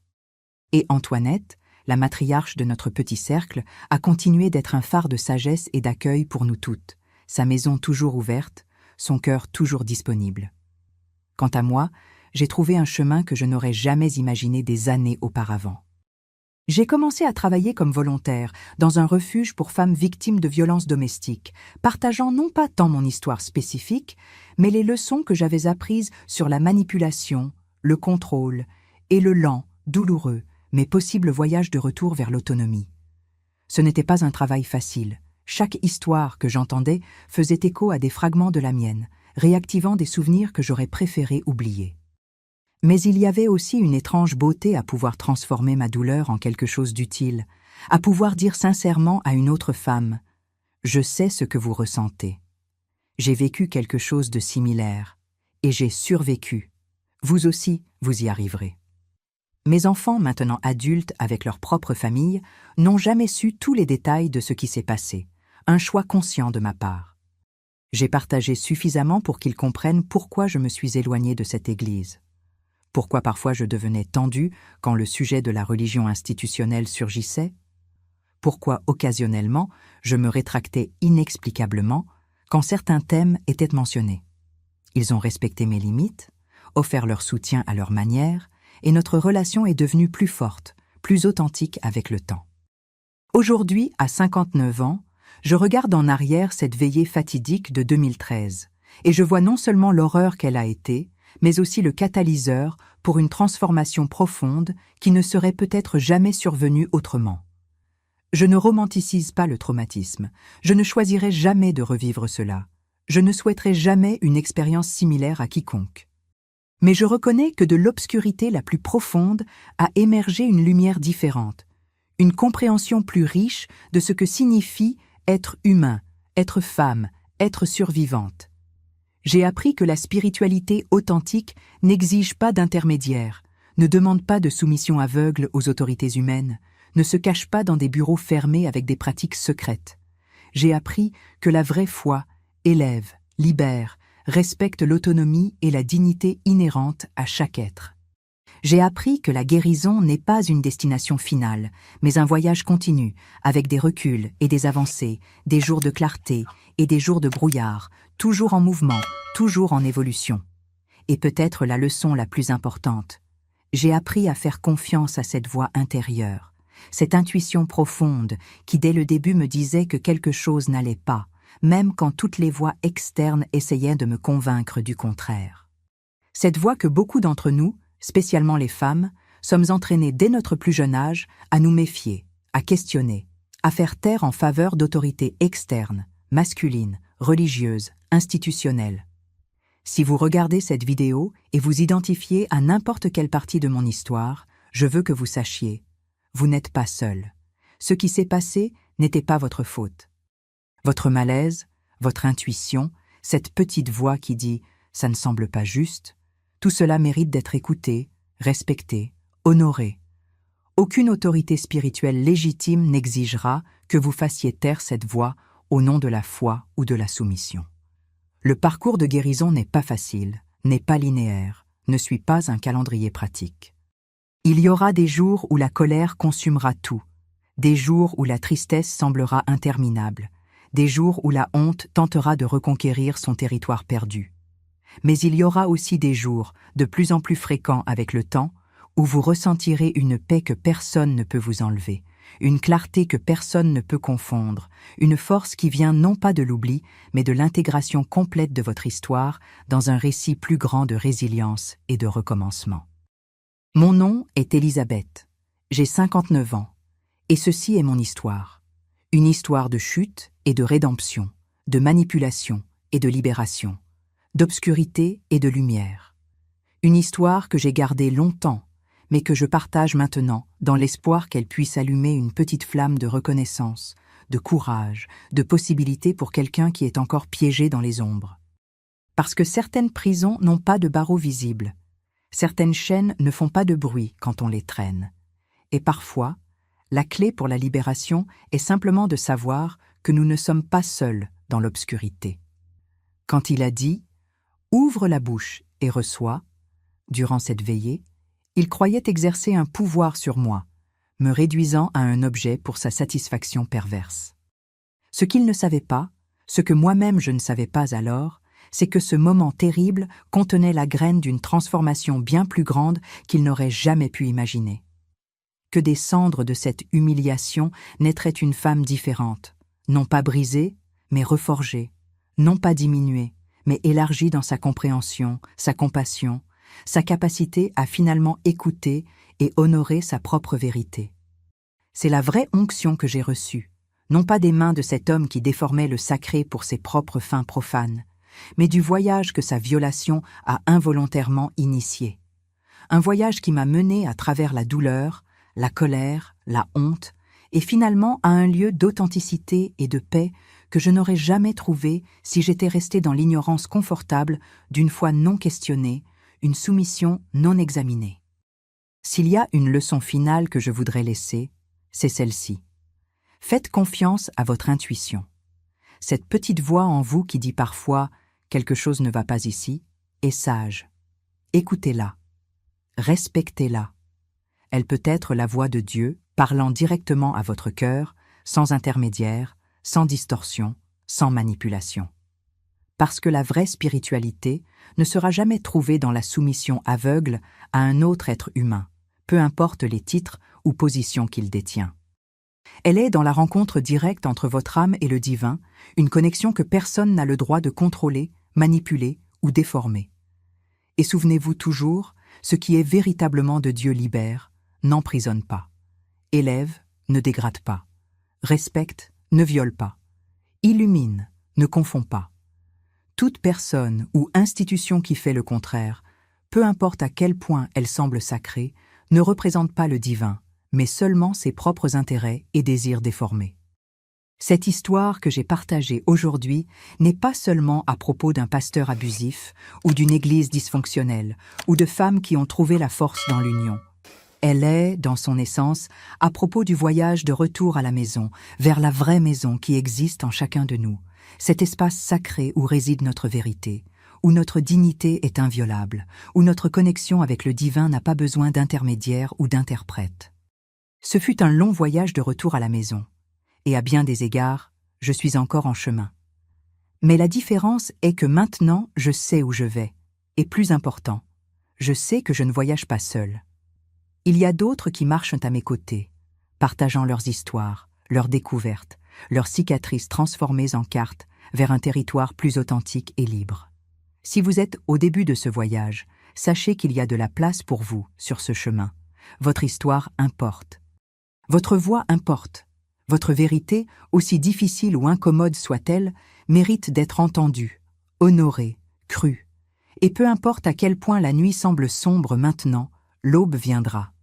Non pas dans un moment magique de transformation instantanée, mais graduellement, un rayon de lumière à la fois, jusqu'à ce que vous vous trouviez marchant non plus dans les ombres, mais sous un ciel ouvert, respirant librement pour la première fois depuis longtemps. C'est le vrai miracle, la vraie résurrection, le voyage de la mort à la vie, de la prison à la liberté, du silence à la voix pleine et authentique qui a toujours été vôtre de droit. C'est un voyage qui vaut chaque pas douloureux, chaque larme versée, chaque vieille certitude abandonnée en chemin. Parce qu'à la fin, ce qui nous attend n'est pas seulement la libération de ce qui nous emprisonnait, mais une rencontre nouvelle et transformatrice avec qui nous sommes vraiment et avons toujours été sous toutes les couches de conditionnement et de peur. Ceci est mon histoire. Et maintenant, d'une certaine façon, c'est aussi la vôtre. Qu'elle trouve la bonne place dans votre cœur, qu'elle résonne où elle doit résonner, qu'elle offre ce dont vous avez besoin en ce moment de votre propre voyage. Et que vous n'oubliez jamais, pas même un instant, que votre voix, votre vérité, votre être intégral est infiniment précieux, infiniment digne, infiniment sacré.